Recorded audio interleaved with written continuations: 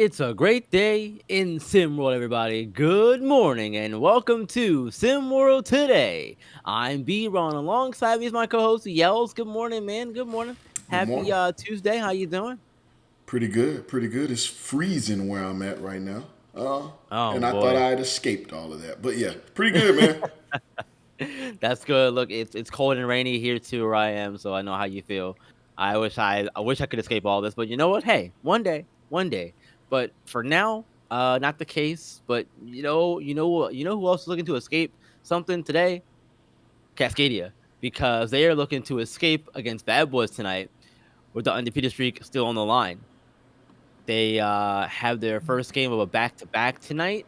They're gonna go up against Bad Boy Basketball, and tomorrow they're gonna play the Beast of the East. And there's talk about traveling the last few days, and again, this is one of those things where Cascadia is now in the crosshairs of that potential travel travesty here, y'all. hmm Where they could lose against Bad Boys tonight, and then go on the road, and then have to play against BC East tomorrow. They could lose tomorrow too, but they could also come out of this with their undefeated streak intact still. How do you think they should go about this game tonight in terms of getting the win against Bad Boys and make sure that they head into Beast of the East at 7-0?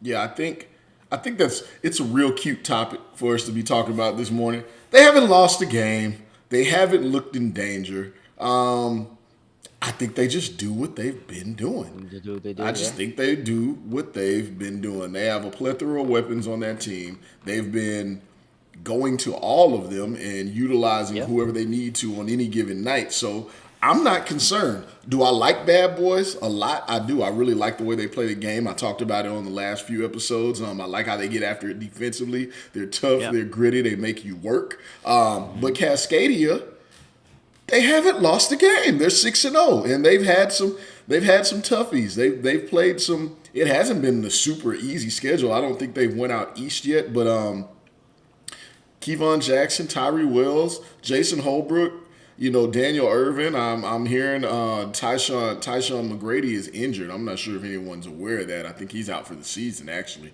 But Jetson Halliday, they have guys to get it done. So Mhm. the argument that everyone makes about Beast of the East until they lose a championship, which was last season, until last I checked, they're champions. Yeah, great, great. This is a whole nother season. So if that applies there it definitely applies to a team that is currently 6-0. I don't have Yeah. much stress. I am looking forward. I will tell you, I'm not trying to look ahead, and I'm not discrediting their matchup against Bad Boys because Bad Boys is a tough win, a tough game And for we can't anybody. do that, and we Yeah. can't, especially after last week, Lone Star losing to the Middle East. We can't Oh discredit yeah. anybody, Yeah. because that was one that me and J Rock were on the call for that game. Didn't see that one coming at all. So yeah, definitely can't discredit uh Bad Boys in this matchup. I mean to cut you off, y'all. Finish your No, no, no, statement, no, but no, for sure. But when you since you did bring up some of their upcoming matchups, I yeah, am very much so looking forward to them taking on Beast of the East because I think Beast of the East are starting to find their groove. Again, context matters because I know everybody likes to get on everything people yeah, say. For some of these teams, these early games matter a lot. For some of them, it does not. yeah. Beast of the East, those first 5 games or so, kind of feeling out process. He showed us that last season because he felt the season out for a bit and then he got rolling because he was sampling Hmm. things out. That's what a good coach does, right? So I think it's about time for them to start showcasing what they need to do on BC East side of the world, and they'll be going up against a team like Cascadia, who's in full stride. Full stride. They win or lose tonight against Bad Boys. That's a matchup that I'm looking forward to. Not trying to look too far ahead, but I am looking forward to. But Cascadia is tough, man. Cascadia. Yeah, they are. They are tough. I don't. I still think I know one of their biggest strengths for me from what I've seen so far is Kevon Jackson, his ability to get to the hoop. Both him and Daniel Levert can both get to the hoop effectively. I don't I don't know how easy of a time they'll have it tonight with Malcolm Chamberlain and Owen Pride in there. I still think they'll be able to do it. Obviously, I think they'll be able to do it fairly well. But it's going to be a matter of how coach adjusts to that game plan and how both coaches adjust to each other, making those kinds of changes. Because I do think that Chamberlain and Pride will be a bit more of a tougher matchup on the interior for Jamal Jackson and Daniel Urban and their ability to get to the basket to what they do so well. I definitely agree with that, and that's why I'm looking forward to this matchup as well. But I will say this. Let's go through a couple stats. We haven't done that in a while. Cascadia, as of now, given some of the other things that have transpired last week, they're the number one scoring team in all of SimWorld Prep, 76.8 points a game. That's their average.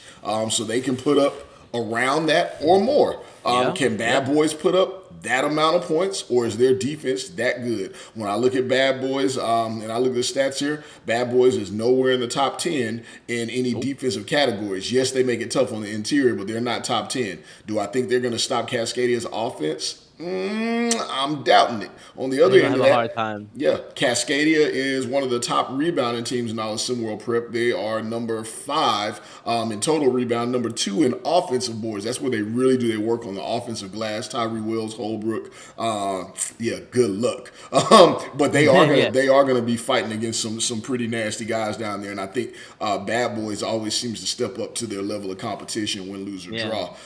They And also shoot very well too. Their Cascadia is number 1 in field goal percentage, yeah, 53%. yeah, wasn't there yet. You beat me to it. So yes, they get high quality looks, and they do a lot of that work is on the interior. They're dunking, they're finishing, they're getting offensive rebounds, they're getting easy buckets. So Yep. we're putting the game plan out for all you coaches that don't do your homework, and there are a lot of you that are not doing that homework. I believe. I'm just saying, you can look at it on the court and tell. And then opponent's field goal percentage and excuse me.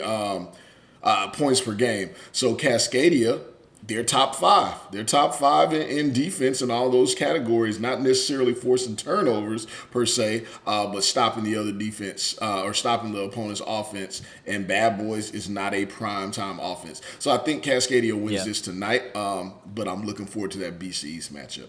Yeah, it's not all about turnovers, forcing turnovers. If you can get stops count just as much or Stops matter count. if Tony it's Battie back turnovers in or the not. day. If you remember, Tony Battie played for the Yeah. Celtics. A piece Mhm. of trash looking basketball player by all accounts, but he was 7 feet and he could do this. His arms went up and he contested shots. Didn't always lead the block. Sometimes it did, and that man got paid and played many a season. Lots of people do it.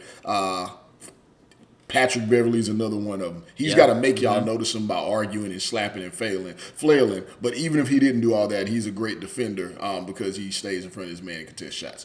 Let me get off my defensive soapbox.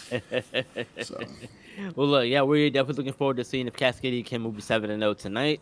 That'll be that is a game that is not broadcasted, I believe, if memory serves right. No, that is not a broadcasted game, so we'll be looking forward for the recap on that one later on in the evening.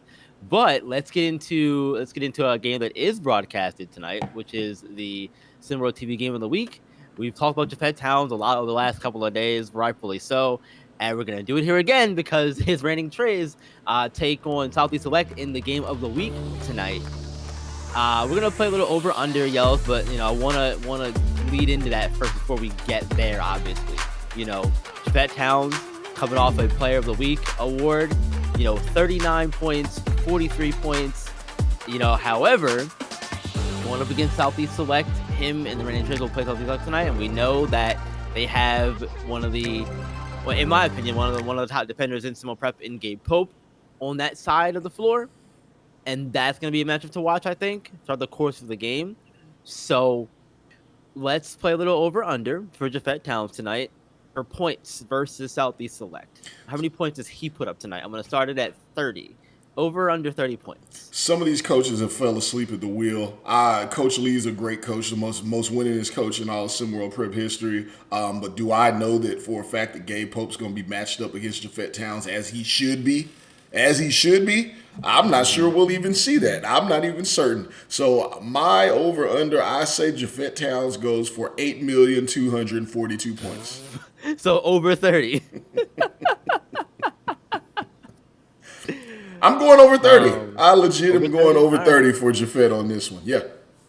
Okay. All right. I'm going to say. All right. So look, if Gabe Pope is on, There's no is ifs and on, over unders. I I did not put a no, caveat on mine, you're right. B1. You You're can't right. do it. You're You right. can't do it. Man, with the way Towns has been playing lately, I can't. I can't see him going under 30. I can't. He's And that's just averaging looking he's at averaging recent 40 for the recent rest of the history. season. He's averaging 30 plus, 40 plus for the rest of the season. Yeah. I don't know about that, but he, I look, if he keeps playing the way that he's been playing the past 2 games, that's over 30 easy. So Over you're 30 going over. easy. Yes, I'm No also going over caveats. 30. Yeah, you Yeah. tried it. No, You tried it I though. did. I tried. You All called right. me. You called me. All right. Don't look. If you weren't going to, they were gonna catch me. Be wrong. You can't do that. You can't. Yells didn't do it. Why did you do it? You got me. You got me. Throw the hands in defeat. But we could talk about other things too from in this game if you want to as well. We know how talented again Jet Towns is obviously, and we know that Southeast Select there, coming off of the loss of Olvin Carballo, and I think they're gonna feel that impact in a game like this when they don't have that go to because let's face it, for all intents and purposes, Carballo was balling for Southeast Select for them, and I think you're gonna need a player. You're gonna miss him, especially in a game like this tonight. Yeah. I So mean, this is their first. Isn't this their first matchup without him, or am I going? It may not this be is their their first. second, Their second, their yeah. second, I believe. And they Yeah. pulled off a win last time. Well, it's not going to Hmm. happen tonight. I don't see it happening. Like I said, defensively, they're going up against what I think is, if not the top player in SimWorld Prep, the top offensive player in SimWorld Prep. In Japhet Towns, and then I just genuinely expect someone else to step up for Rain and Trades. We've had a lot to say about this being the Japhet Towns show, and Yeah. generally people, in a game in competitive sports, somebody has some level of pride where they're like, okay, let me step up and do something else, and they have some players on the team that can do it. Ethan Alexander's been playing well. All this talk we've been talking about Japhet Towns, Ethan Alexander's quietly over the last 3 games been putting up around 18 points and some odd number of boards on the most efficient shooting Yeah. you could do as a perimeter player. So look out for him as well. So I'll say this too to give some love to Southeast on the other direction of it too, since you brought up Brandon Trays. I think that if anything, if they can pull out the win in this one, what they're gonna have to do, in my opinion, if Japhet Towns goes off, fine, but don't let anybody else beat you. That makes sense. If Japhet Towns goes for 30 plus, cool, but everybody else goes for like 6, 2, 3, whatever. Some low point totals. That you can live with Towns having a big night if nobody else does anything. The problem, look, so I'm but not. but the but the problem is, I think, is what you're gonna say. The problem is with the way some of the other players have been playing. Ethan Alexander, for example, that might not be the case, and it also could be a case of someone else pitching in to help out too. It could be Towns, Alexander, and let's say Jimmy King, for example, or Jason Crosser. There's other guys there that could do it. It's a matter of will they be able to? So what I was gonna say is. That's why I personally think it'll be a blowout because of Mm-hmm. all of those things we just said. Mm-hmm. But adding this part I'm getting ready to mention here is why I believe it absolutely will be a blowout. Is who's going to score for Southeast Select? The question was after Trey Turner left, who was going to score? Olvin Carballo blows up onto the scene, becoming just a scoring machine. Everybody thought it was Yep. going to be Gabe Pope. Gabe Pope has looked a lot better, but a scoring machine, I'm not so sure about that. And then you have I'm gonna go ahead and just call it out. You have Brick Backer, who's one of the top heralded recruits in all of Oklahoma in the Southeast region. He has not yet been unleashed, playing about 15 minutes a game. You got Keandre Baldridge on that squad. Mm-hmm. You have every school in the Southeast, in the SEC, ACC. Everybody's looking at Keandre Baldridge. He still Mm-hmm. hasn't been unleashed in his second season here. You've got Coco Bryce. I mean, I don't. Who knows what he can do? And you have I believe he's Mr. Oklahoma in Jeremiah Dishman, who still hasn't been unleashed. Coach, what you gonna do? You gonna play him? You gonna let him rock out? You gonna let him ball? Or you gonna play him 20 minutes a game? I personally don't see anybody else stepping up offensively. Corballo was an anomaly. I don't think that these kids cannot. I don't think that it is that the kids on Southeast Select are not capable of putting points on the board. The question is, will they be allowed to go full throttle? And I haven't. It Mhm. hasn't been Coach Lee's motto in 3 seasons, and now he needs it. Is he going to do it this season? Is he going to do it for the rest of this season or in this game? I don't see it. So I see everybody moderately going for around 12 points while Jafet Towns goes bonkers and nobody getting into an absolute just flame throwing rhythm, which you need. You know, when you get that guy and you see Yeah. he's rolling or you give him the time, you let him play it out through the rest of the game and see if he can go for 81 a la Kobe. You see if he can go for 63 a la MJ. You give him the ball, you let him see what you see just how much pressure they can put on the defense. Yeah. Haven't seen it out of Southeast Select. That team ball, once you start losing quality players and start enduring injuries, team ball gets it done to a level, but somebody's got to go get a bucket. Go see T.J. Warren in the bubble. They needed somebody that could go get a bucket and play Yes. premium Yeah. minutes. Yeah. Agreed. Agreed. Look, we got a lot of big matchups today, and we got one more to talk about here because we're going to go over to a couple of 5-1 teams Uh-uh. playing against each other today.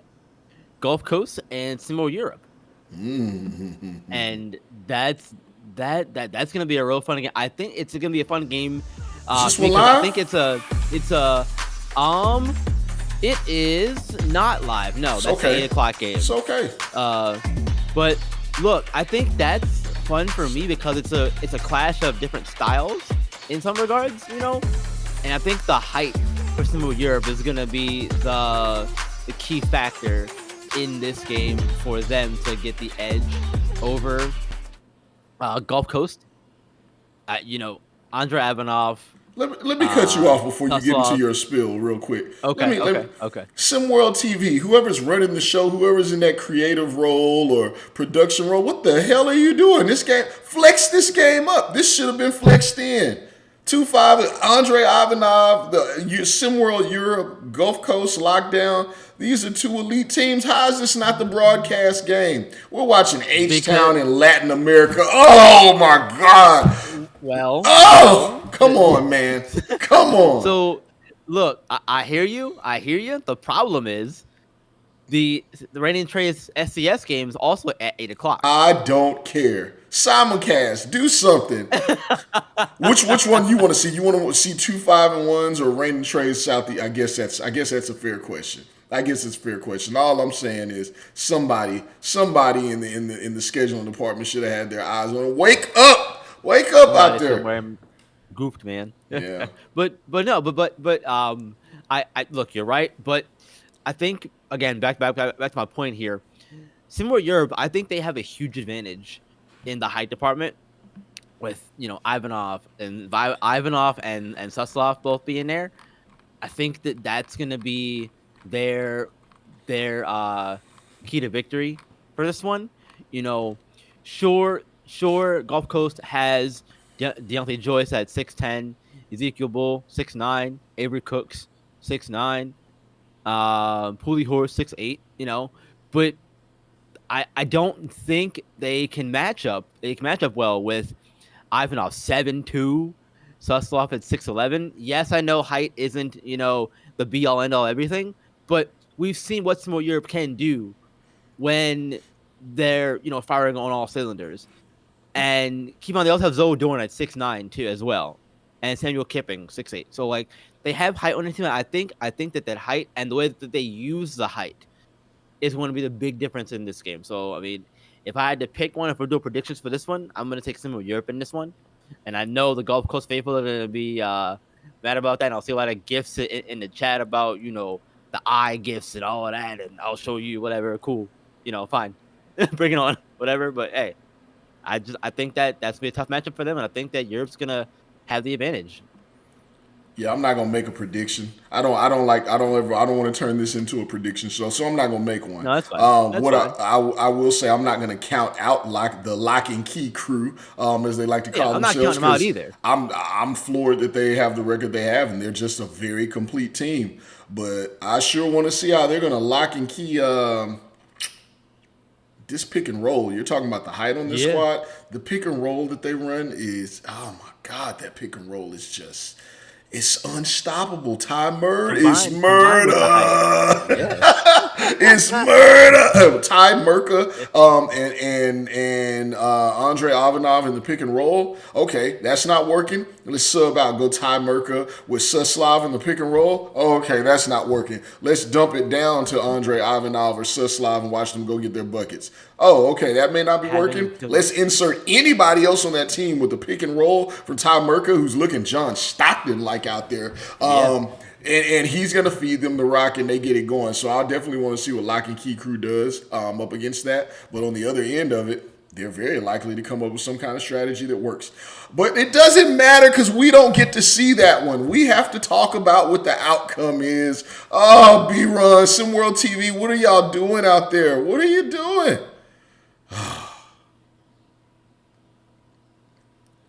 Well, we may have lost feed here with B-Ron out there. He's out on the East Coast right now, and they're having some inclement weather. Look, I'm gonna wrap up for him since he's gone, and I'm just gonna say, hey, as usual, we appreciate you joining us here in SimWorld. We appreciate you tuning in for SimWorld today. And guess what?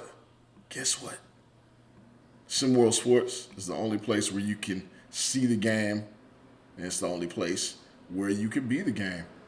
See y'all next time. Peace.